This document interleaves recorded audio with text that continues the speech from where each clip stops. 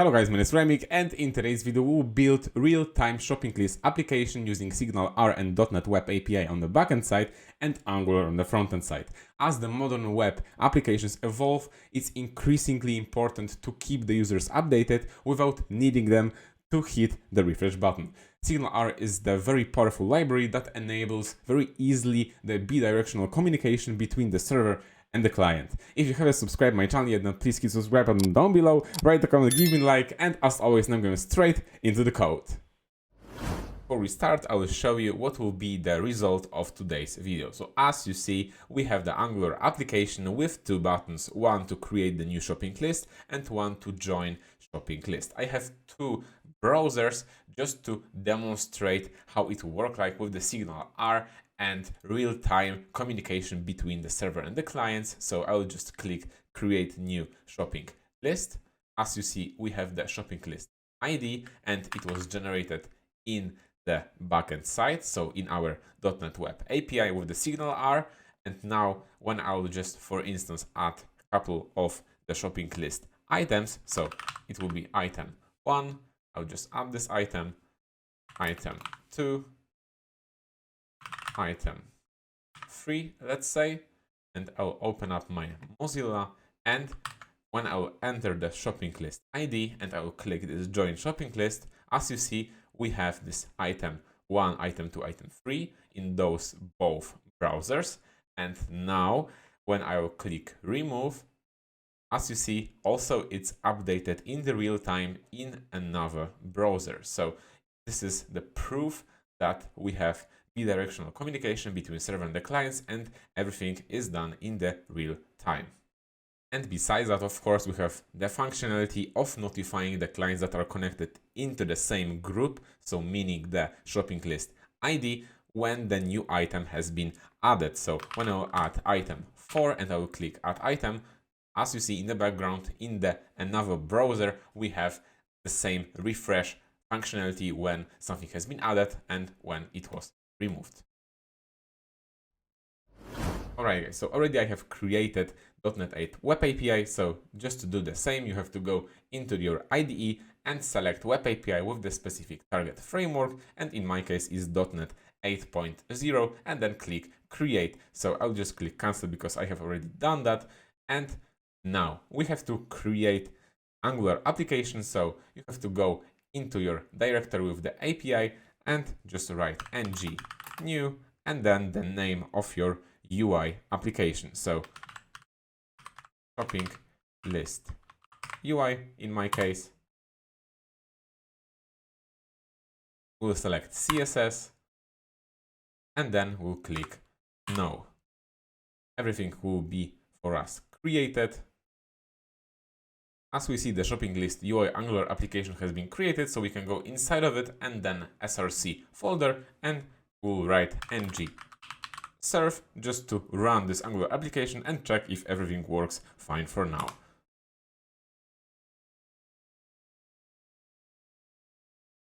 Angular application is up and running, so now we are ready to switch into the backend side and implement everything related to SignalR.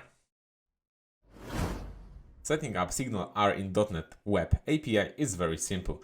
The one thing to do is just to write builder.services.add SignalR, and when this method is not accessible, then it means that you are using older versions of .NET, not the version 8 that I am using, and you have to install specific NuGet package in your project that will be called microsoft.asp.netcore.signalr.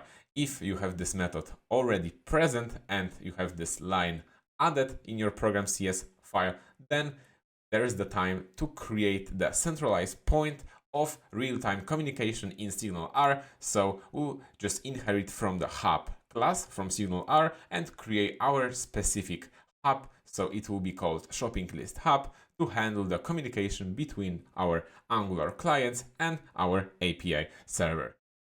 So now we'll add specific line related to our shopping list hub that will just create in a moment. So I'll just write app.map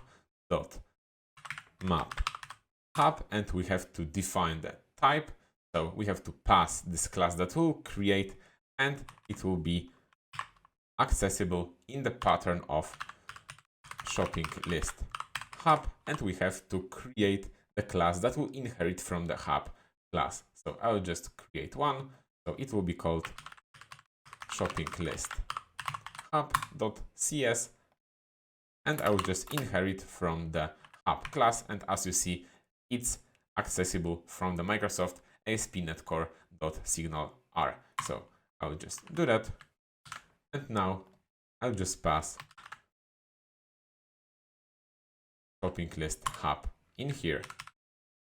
Now we're gonna go through the basics of SignalR. So there are two main methods that you can possibly override: onConnected async, which is invoked when the client will be connecting into our hub, and also onDisconnected async, which serves the opposite purpose of the onConnected async method. So it's invoked when the client will be disconnecting from our hub. Overriding those two methods could be useful when you would like to send a notification that someone has connected or was disconnected from our hub. So you can access the client's instance, and then you have several ways to send the specific notification. So if you access the others, then this will be invoked for all the clients except for the one that invoked this onConnected async method. So we are defining after that the method, which has to be subscribed on the client side. So it will be the name on the client side to be subscribed to, and then you can access the context instance to, for instance, get the connection ID that this connection ID has joined. Other than that, you can also send this notification to all the clients, so including the one which invoked this onConnected async method. Also, you can send only to the caller this specific notification if you want, and also you can send only to the specific group of the clients based on the group ID. So then also you can send this kind of the message, and it could be applied also in this onDisconnected async method. Now, quick recap what we would like to achieve. So on the front-end side, so in Angular application, we will have one button to create the new shopping list, and then the backend side, so .NET Web API, will return for us the specific ID, and this ID later on can be passed to some other client to join our shopping list session. So as you probably noticed, this ID will reflect for us in terms of the SignalR the group. So now in the shopping list hub, we'll implement the concurrent dictionary that will be called group ID shopping list. So it will keep for us specific group ID together with the items of the shopping list. And now we have to declare the method to create the shopping list. So it will look as follows. So public async task create shopping list, and in here we'll generate the GUID that will be returned as the string for the shopping list ID. So it will be called shopping list ID, and I will just generate that as follows. So it will be GUID new GUID to string, and now we have to add this specific shopping list ID to our concurrent dictionary. I'll use try add method. So I'll just pass shopping list ID, and we'll create the empty list of the string in here. Now I'll create the new group. So I'll use the groups instance and then add to the group async. And now, based on our client that will be creating this shopping list, we have to add him to this group. So we'll use the context instance and then access the connection ID and then shopping list ID that we have just created. And now, in order to pass this ID to the front-end side, we need to return this shopping list ID. So now we'll access the client's instance, but only to the caller, and then we'll use the send async, and the method will be subscribed on the client side that will be called shopping list created, and we'll pass the shopping list ID in here. Once we have this logic in place, we can focus on adding and removing the items from the shopping list. So in fact, from our concurrent dictionary of group ID shopping lists. So it should work like this, that when we'll input the value for the new item and we'll click add, it will be added, and then we'll remove, of course, it will be removed. So now we have to create the new method to add and remove items from the shopping list. So I'll just add that in here. So we'll just create public async task add item, and we'll receive the shopping list ID as the parameter and also the item name. So it will be the string shopping list ID and also string item name. And now we have to check if in our dictionary some group ID shopping lists we can try to get the value of that specific list. So try get value, and we'll provide this shopping list ID, and then we'll just use the out of our list in that case.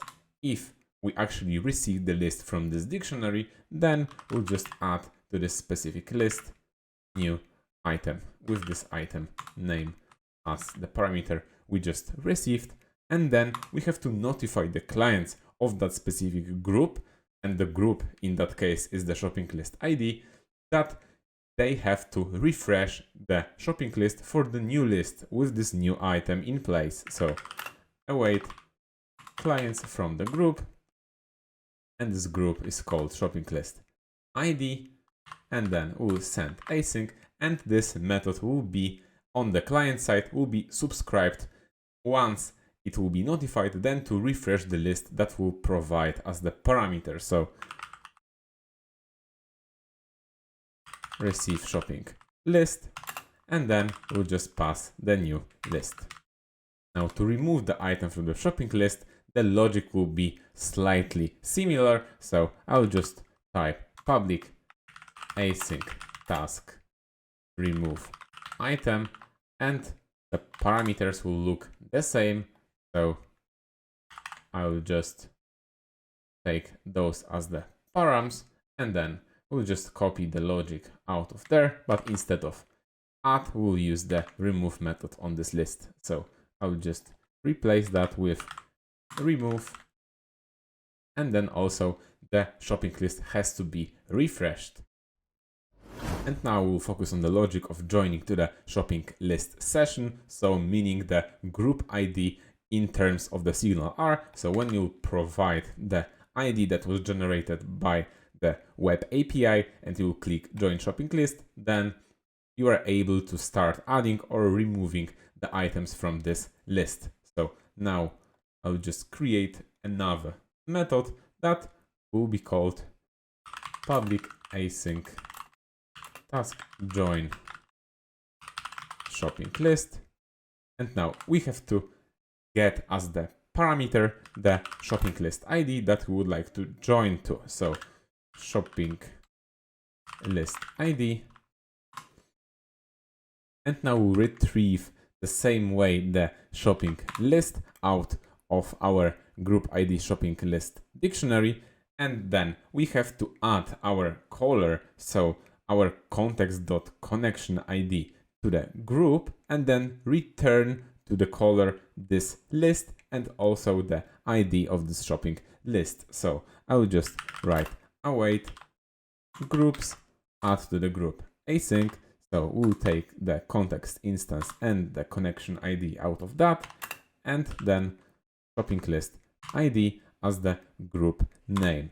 And now also to the caller we'll return, of course, the list together with the shopping list ID to assign as the ID of the shopping list that the user was connected to. So I'll just use the clients.caller and then send async method, and it will be the method that will be called join shopping list, and we'll pass shopping list ID together with the list In the program CS file, we need to define the course policy in order to be able to accept the calls from outside of our API. So I will just copy and paste the following statement. So it will just add the course with the name of the my policy with the origins of the Angular frontend application with allow any header and allow credentials in that case. So I'll just say that one. And now we have to also use this course policy down below. So I'll just use app.use course with the name my policy. So this name has to be exactly the same as this one that we defined in our add course method. And we'll also move the line of defining the hub under the use HTTPS redirection middleware. And now we have to install two packages in our Angular application in order to use the Bootstrap and also the SignalR. So the first one will be to install the SignalR. So it will be as follows. So npm install Microsoft SignalR. So we have to execute this one. And then npm install Bootstrap.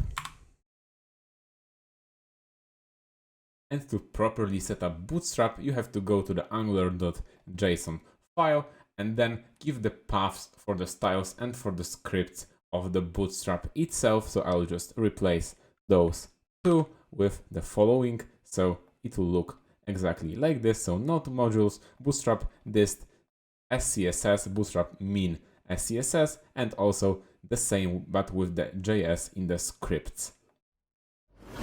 And now we're ready to create the service that will connect to our API, so in fact to our SignalR hub. So as we see, we have the port of 44397 in our local host, so I will just stop my API and I will be able to create the service with this specific URL to be connected with the hub connection builder. So I'll just create the new directory called services, and in here I'll just use the terminal and I'll create ngg as for service and then SignalR with the skip tests flag. As we see, it created for us the service. I'll define now the private read-only hub connection with the type hub connection from the Microsoft SignalR, and in the constructor we'll just assign this with the hub connection builder to build the hub connection with the specific URL. So this connection will be equal to the new hub connection builder from the SignalR with URL that we have to provide and then the build method. And now the URL will be HTTPS with the local host, and as far as we remember,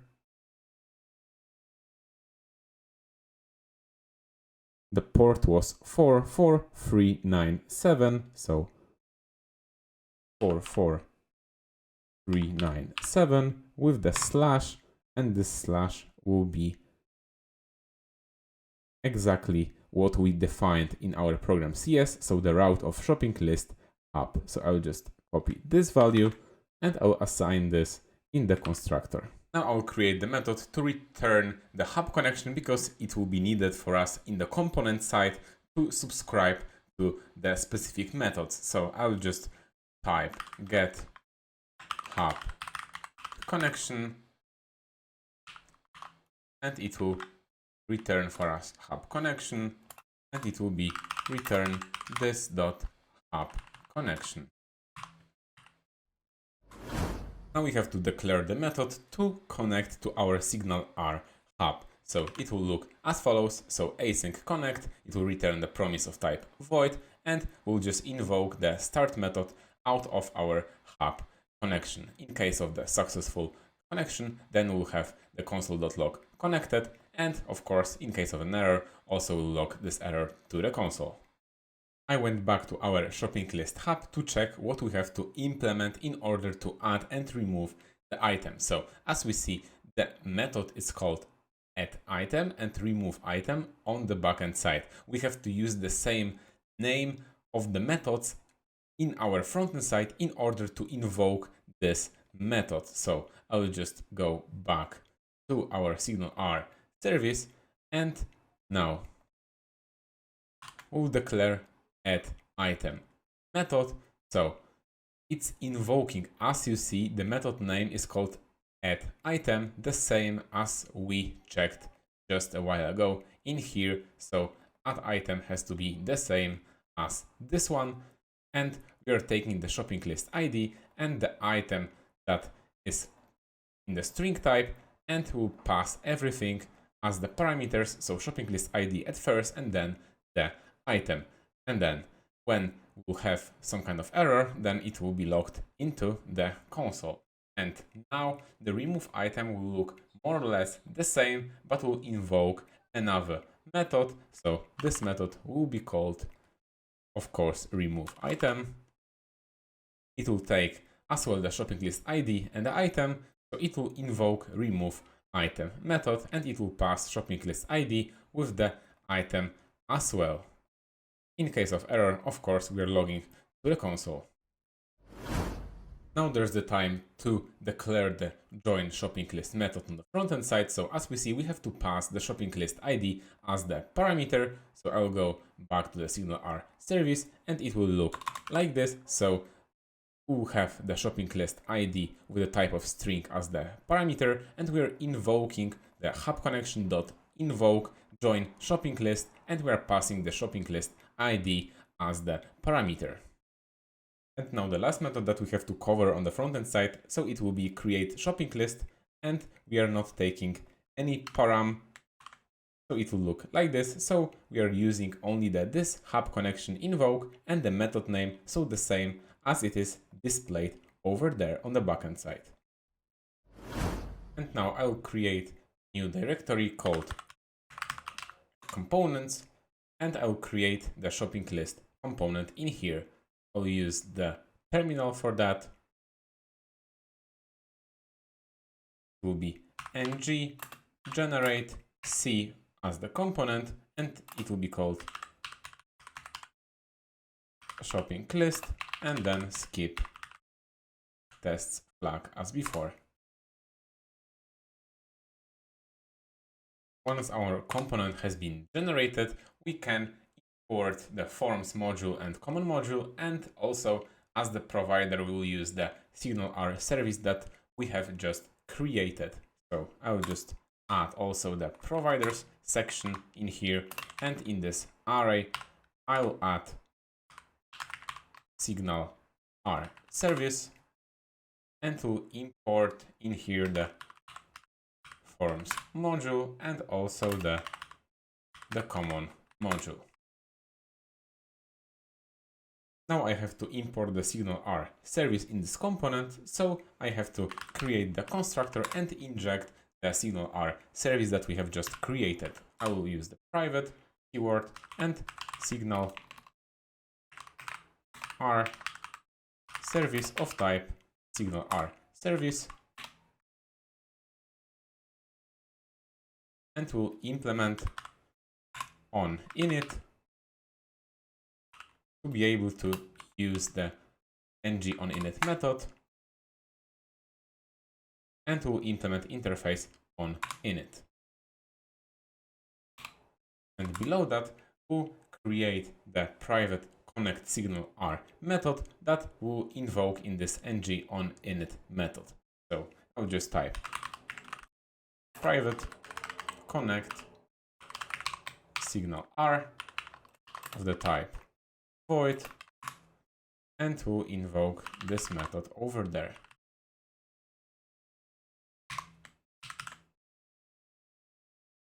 Now we have to declare also the variables that we'll use in our HTML file of the component in order to properly pass those variables to our SignalR hub. So it will look as follows. So new shopping list item, as default value it will be the empty string, and also shopping list ID input in case of joining to the shopping list session, and also the shopping list items as the string array, and also the shopping list ID that will be returned from our API. And now we have to implement this method. So we have to connect to our SignalR and then subscribe to the receive shopping list created, and join shopping list methods. So now I will use this SignalR service and the connect method.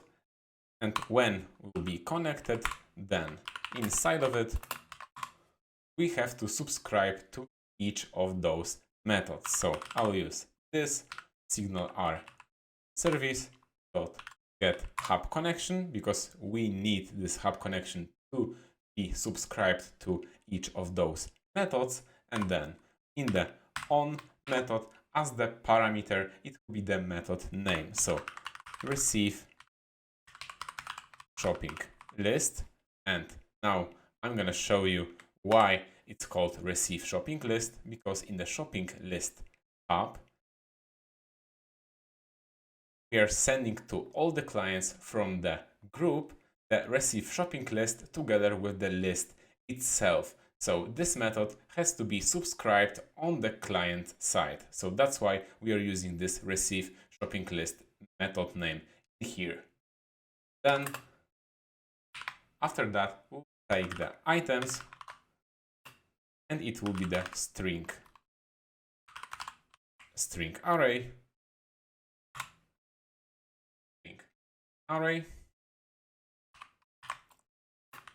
and inside of it, once we'll obtain those shopping list items, we'll assign this to our shopping list. So this dot shopping list will be equal to those items. Now we have to subscribe to another method. So I will just use this get hub connection and the on method, and we have to subscribe to the shopping list created. So shopping list created, and the output of that will be the created ID of the shopping list. So we'll have the created ID of the type string,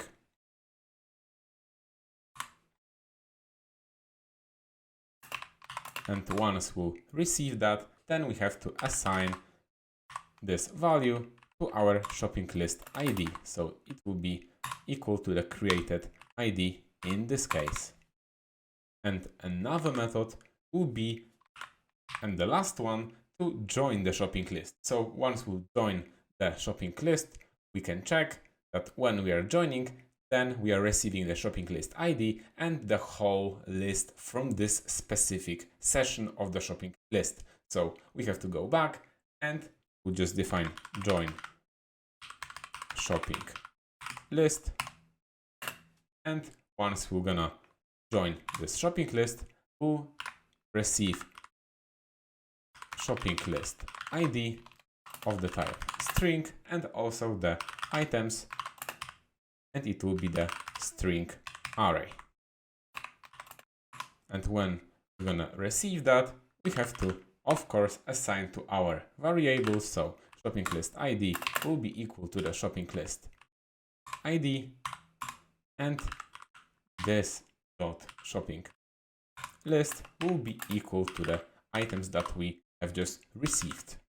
And just to go through once again, when we're gonna create the shopping list and we are subscribed to our shopping list created, we're gonna get this shopping list ID, and this is the way that it was implemented. So shopping list created will be sent to the caller, and with the respective shopping list ID that was generated on the backend side. Now we have to implement the rest of the methods related with our HTML. So when we add the item, we have to invoke some kind of method, and also for the rest of the operations. I'll not write this all down, but we'll analyze all the methods one by one. So as we see, add item to the shopping list method, we'll just check if we have the new shopping list item, and also the shopping list ID is available. If it's available, then we are invoking the add item method from our SignalR service, of course, and we are passing those two values in here, and then we are going to reset the value of the new shopping list item. The next method will be to remove the item from the shopping list. So when we'll pass the item as the parameter and we have the shopping list ID available, then we're gonna invoke the remove item and we're gonna pass the shopping list ID and also the item. And as we see, the remove item will be invoked with the usage of the invoke method from the app connection. And then when we're gonna check the implementation on the backend side, when we're gonna remove the item from the shopping list, then in the same group of the shopping list ID, we're gonna send the receive shopping list. So then in that case, all the clients connected to our shopping list session will get the new set of items to refresh this whole shopping list. And the last two methods will be pretty simple. So to create the shopping list, we're gonna invoke only the create shopping list method from our SignalR service, and the join shopping list will check if we have available the shopping list ID input. If yes, then we are joining the shopping list with providing the shopping list ID input as the parameter. And then when this join shopping list will be invoked, then as the result, our shopping list app will add our connection ID to the group and then send this join shopping list. And once we are subscribed in our component,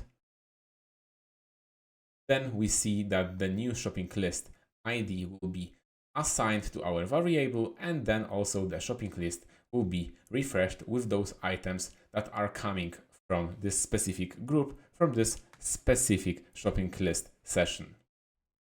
And now we have to replace this view, so the template view, with our shopping list component. So I'm gonna go to the app component.html file and I'm gonna remove everything, and I'm gonna just use app shopping list component in here, and we're gonna import it as well. Once it was replaced, we see the content of our shopping list component for now. So we're gonna go inside of it, and we have to implement also the HTML file and also bind everything together with the usage of those methods from our component TypeScript file.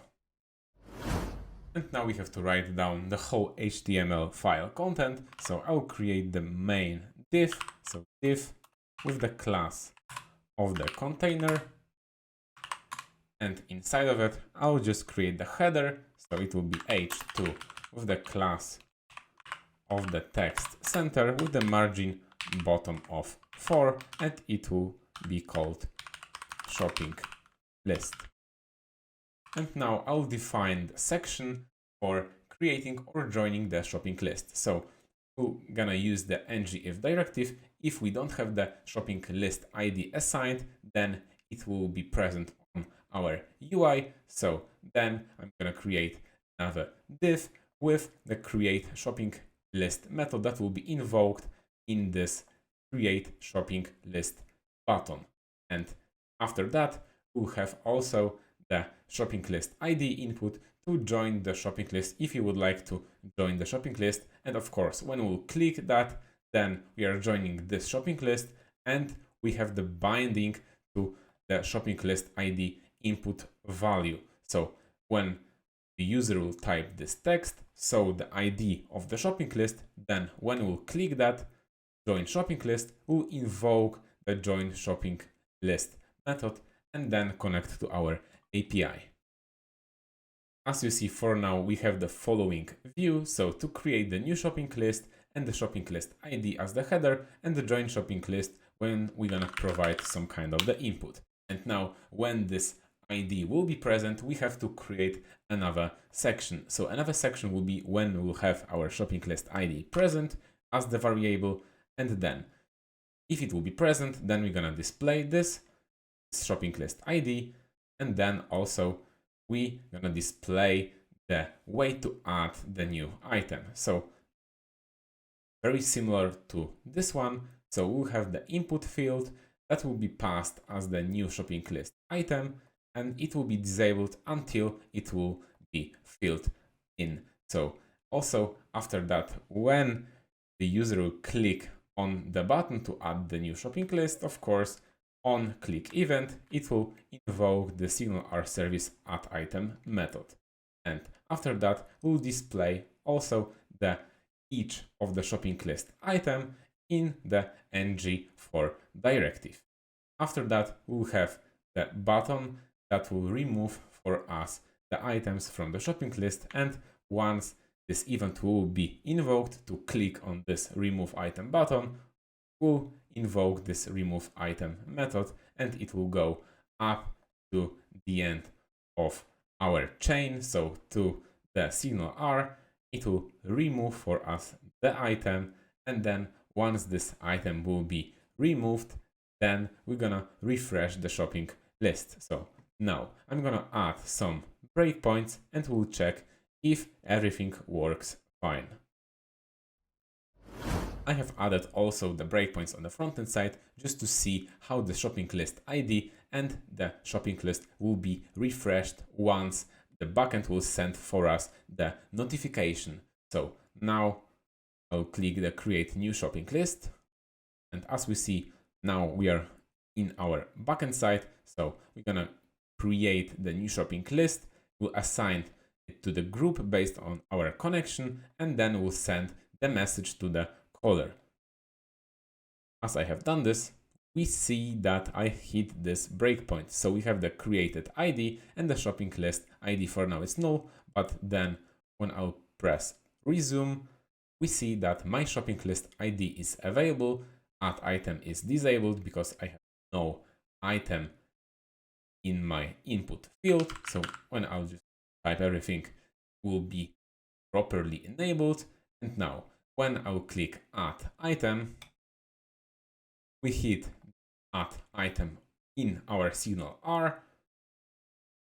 We see that it will be added to our list based on the shopping list ID, and to whole group, everything will be propagated to receive the new shopping list. I'm gonna resume that. We see also that in here, the receive shopping list was invoked, and we are assigning the new items in here. Now we will check also the remove part. So remove, gonna hit the breakpoint, and then also the receive shopping list once again has to be invoked. And we're gonna refresh our shopping list. Now we can check the last part, so broadcasting the messages between multiple clients with the usage of the SignalR. So I'm gonna create the new shopping list. I have removed already the breakpoint when we'll create the new shopping list, so I have already the ID in here, and when I will pass this ID to another browser, so this one, we should be able to join this session, will be added to the SignalR group, and then we can establish the real-time communication between those two browsers. So I'm gonna hit this button over there. As we see, will be added to the group. Join shopping list will be invoked. And now, as we see, we are in the same state. So we have the same ID in here. And now we can start to send the new items. So we see that when we're gonna press 2 and add the item, it will be reflected as well in here. When we remove this 2, it will be refreshed as well. So in the very easy way, we are able to establish the real-time communication between the multiple clients, and also we'll use the SignalR with also everything wrapped up by the Microsoft, because we are building on the top of the hub component. So our shopping list component works as expected, and we are able to have the real-time application with the usage of the SignalR.